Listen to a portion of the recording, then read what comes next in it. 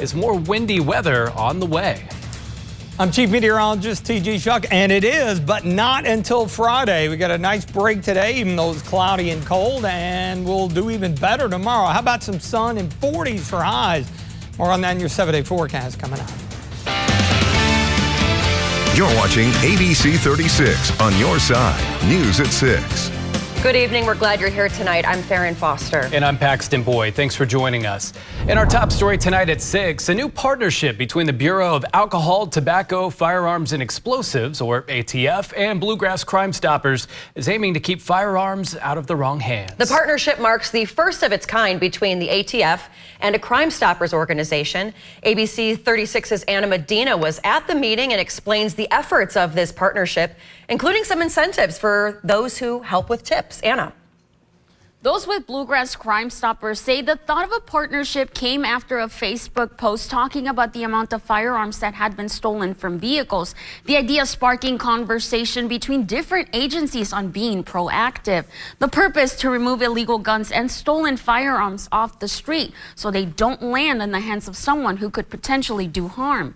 The ATF says oftentimes stolen guns are used to commit crimes. Officials say 475 guns were reported stolen in 2023. 411 of those were stolen from a vehicle, meaning over 80% of the firearms stolen were taken out of vehicles in Fayette County. ATF is providing $10,000 to Crime Stoppers to be used as rewards for information leading to an arrest and seizure of a firearm used in a crime, or the arrest of a person in possession of a stolen gun. For this program to be successful, we need the community's support. You can contribute to public safety by providing information.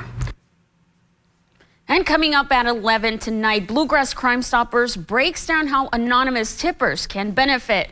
Now, in the last 3 years, the Bluegrass Crime Stoppers program has made or assisted with tips leading to over 189 arrests, and 18 of those were homicide arrests in the communities. You can always submit a tip anonymously to Bluegrass Crime Stoppers.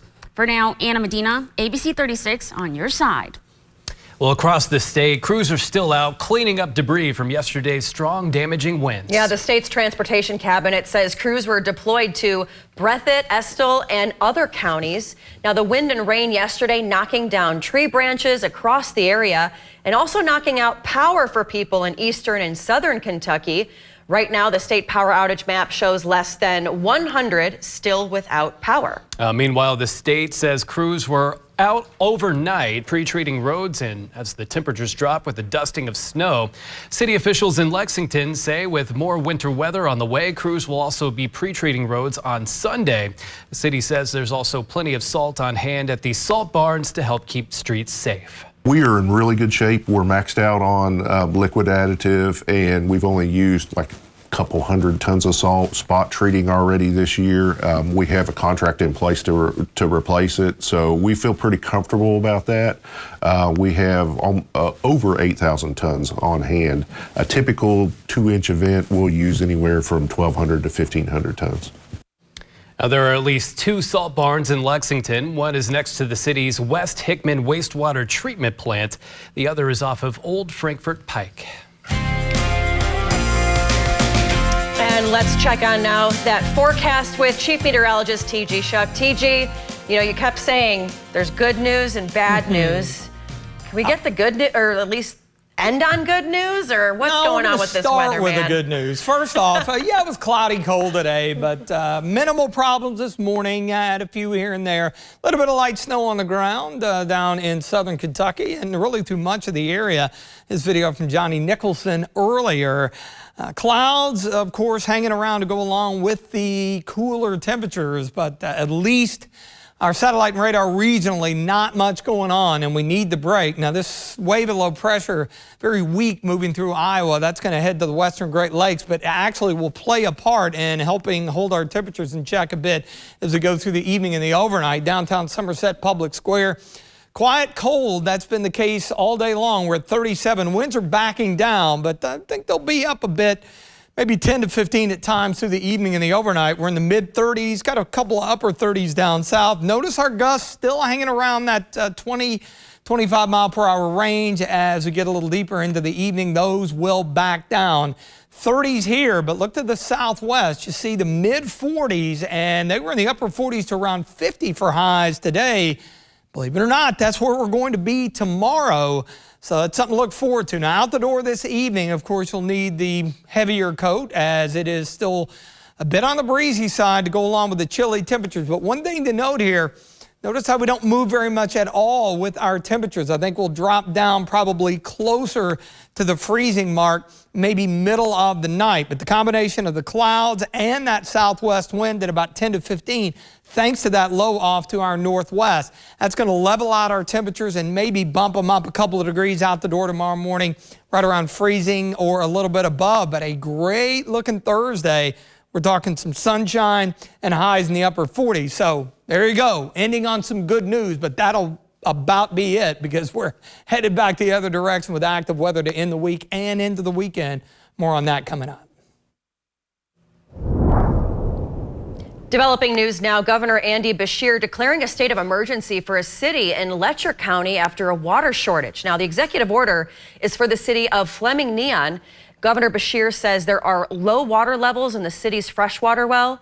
Well, the city says there wasn't enough rain in the area last year. The governor telling us today's order allows for more state resources to help with the shortage. Well, an ABC 36 update now. A popular Louisville chef turned Food Network stars pleading not guilty in connection to an alleged violent attack against a woman inside of her home. As ABC affiliate WHAS 11 in Louisville reports, Darnell's super chef Ferguson was arrested yesterday on burglary, strangulation, and terroristic threatening charges. Ferguson pleading not guilty in court today. His bond is set at $10,000. Now, court documents show Ferguson is accused of forcing his way into a woman's home and then allegedly choking her while threatening to kill her. He's also accused of damaging the woman's home and stealing her credit cards and ID as well. As WHAS 11 reports, an emergency protection order was granted against Ferguson last week. He's due back in court for a preliminary hearing on January 18th. In Pulaski County, an investigation continues after a deadly shooting during a reported argument. Now, the sheriff's office telling us the shooting happened Saturday at a home on Heaton Ford Road in Somerset. Deputies telling us Jeremy Grundy is accused of shooting 20-year-old Jason Highslope while the two were reportedly arguing. Deputies say Highslope later died at Lake Cumberland Regional Hospital from his injuries. The investigation into this shooting continues. Well, in the fight against drug overdoses in Fayette County, the Lexington Fire Department is setting up free drug overdose boxes. The fire department says the boxes will be stocked with Narcan kits, which can be used to treat drug overdoses during an emergency. As we've reported, the health department says there's been a recent increase in the number of overdoses. Firefighters say they hope to install Narcan boxes in businesses and public locations all across the city. The boxes are from a substance abuse and mental health grant. You can find a link to request one on the fire department's Facebook page. In Franklin County, the Frankfort Police Department is spreading awareness about human trafficking. Officers are holding a human trafficking training session for community leaders tomorrow afternoon from 1 till 3 at the Paul Sawyer Library on Wapping Street. Officers telling us there will also be a session open to the public from 5:30 to 7:30 tomorrow night. You can find more information about the program on the Frankfort Police Department's Facebook page. Well, he's been under scrutiny since the 2020 election, and Congress has called for him to testify. That's right. The president's son making a surprise appearance on Capitol Hill. We'll show you the most explosive moments. But first. Well, cloudy and cold out there on this Wednesday evening now. At least it's been a quiet day, and we've got a pretty good one on tap for the day tomorrow, but you'll want to enjoy it because that active weather is going to kick back in pretty quickly. Your Storm Team forecast.